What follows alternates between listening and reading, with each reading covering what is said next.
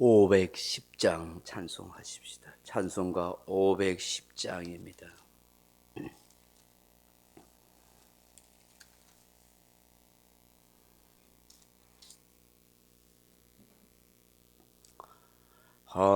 하나님의 진리 등대 길이 길이 빛나니 우리들도 등대되어 주의 사랑 비추세.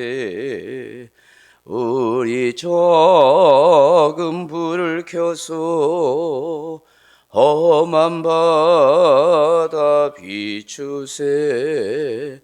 물에 빠져 헤매느니 건져내어 살리세. 죄의 밤은 깊어가고 성나물결 설렌다. 어디 불빛 없는 가고 찾는 물이 많구나. 우리 작은 불을 켜서 험한 바다 비추세. 물에 빠져 헤매느니 건져내어 살리세. 너의 동불 돋우어라. 거친 바다 비춰라. 빛을 찾아 헤매느니 생명선에 건져라. 우리 작은 불을 켜서 험한 바다 비추세. 물에 빠져 헤매느니 건져내어 살리세. 아멘. 하나님 말씀을 로마서 11장 1절에서 5절 말씀까지 같이 읽습니다. 로마서 11장 1절에서 5절입니다. 그러므로 내가 말하노니 하나님이 자기 백성을 버리셨느냐? 그럴 수 없느니라. 나도 이스라엘이요 아브라함의 씨에서 난 자요 베냐민 지파라. 하나님이 그 미리 아신 자기 백성을 버리지 아니하셨나니 너희가 성경이 엘리야를 가리켜 말한 것을 알지 못하느냐? 그가 이스라엘을 하나님께 고발하되 주여 그들이 주의 선지자들을 죽였으며 주의 제단들을 헐어버렸고 나만 남았는데 내 목숨도 찾나이다 하니 그에게 하신 대답이 무엇이냐? 내가 나를 위하여 바울에게 무릎을 꿇지 아니한 사람 7,000명을 남겨두었다 하셨으니 그런즉 이와 같이 지금도 은혜로 택하심을 따라 남은 자가 있느니라. 아멘. 사랑하는 성도 여러분, 사도 바울은 마치 아슬아슬한 줄타기를 하는 듯한 말을 합니다. 택한 이스라엘 백성들의 완악함과 하나님의 뜻을 거부한 것 때문에 구원의 역사가 이방인에게로 옮겨졌다 그렇게 말하지요. 그런데 또다시 하나님께서는 이스라엘 백성에 대한 구원의 손길을 거두지 않으셨다라고 또한 말씀합니다. 오늘 본문에서 우리가 깨닫게 되는 것이 무엇입니까?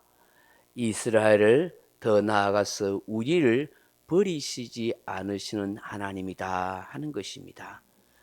바울이 로마서에서 이스라엘 백성들은 불순종의 백성이며 하나님을 배반한 민족이라고 지적하고 있습니다. 그러므로 로마서를 읽는 사람들은 이스라엘 백성들이 하나님의 확고한 언약에도 불구하고 하나님께 버림받은 백성이 아닌가라고 생각할 수 있습니다. 이제 하나님께서는 완전히 이스라엘 백성들을 버리시고 이방인만 사랑하고 구원하시는 역사가 이제 시작되는가 보다라고 생각할 수 있습니다. 더 이상 이스라엘 백성들에게는 희망을 걸지 않고 이제는 이방인을 구원해서 하나님의 뜻을 이룬다고 생각할 수 있다는 것이죠. 그러나 바울은 오늘 본문을 보면서 역설적인 질문을 합니다. 하나님께서 이스라엘을 버리신 것처럼 보여도 결코 그렇지 않다라고 외치는 것이죠. 11절 말씀을 다시 보십시오. 그러므로 내가 말하노니 하나님이 자기 백성을 버리셨느냐? 그럴 수 없느니라. 그렇게 말씀합니다. 그러면서 뭐라고 말합니까? 나도 이스라엘인이요 아브라함의 씨에서 난 자요 베냐민 지파라. 그렇게 말합니다. 이렇게 순수한 유대 혈통을 가진 나 바울도 하나님께서 구원하셨다고 한다면 어찌 이스라엘 백성들을 버릴 수 있겠느냐라고 하는 것입니다.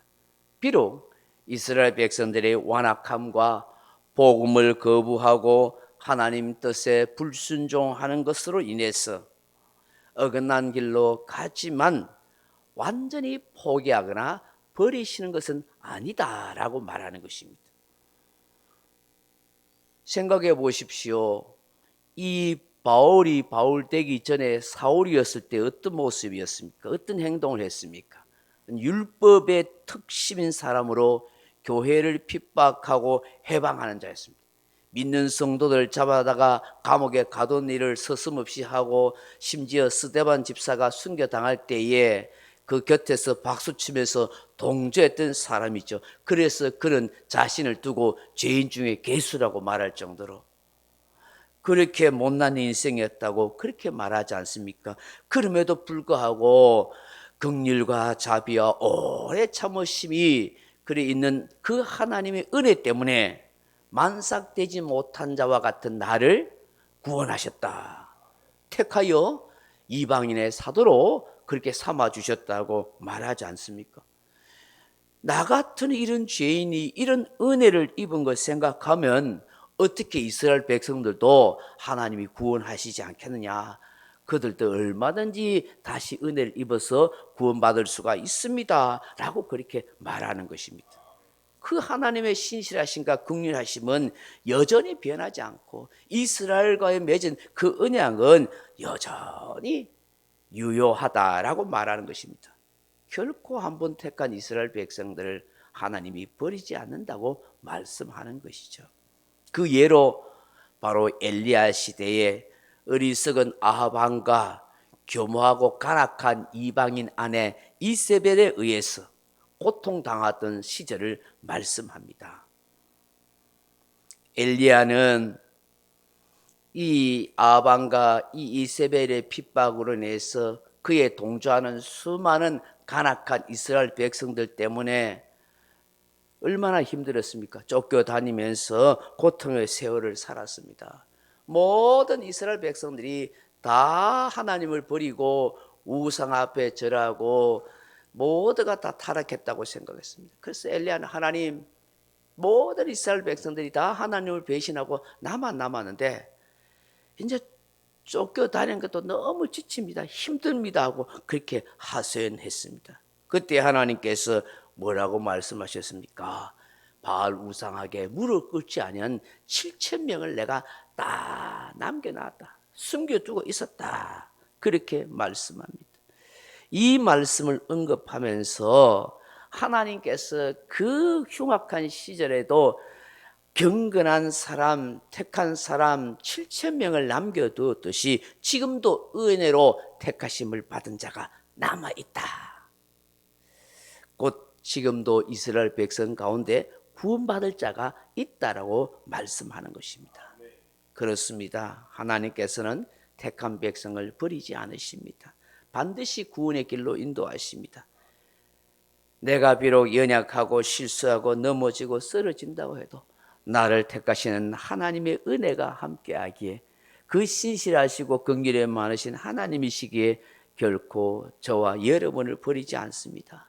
끝까지 인도하시고 구원의 길로 안내한다는 사실을 믿을 수 있기를 바랍니다. 또한 이 땅에 나 같은 인생을 남겨두시고 구원해 주셨듯이 이 땅에 아직도 구원받을 사람을 많이 남겨두셨다는 사실을 기억할 수 있기를 바랍니다. 우리는 그 남은 자를 추수해야 하는 거요.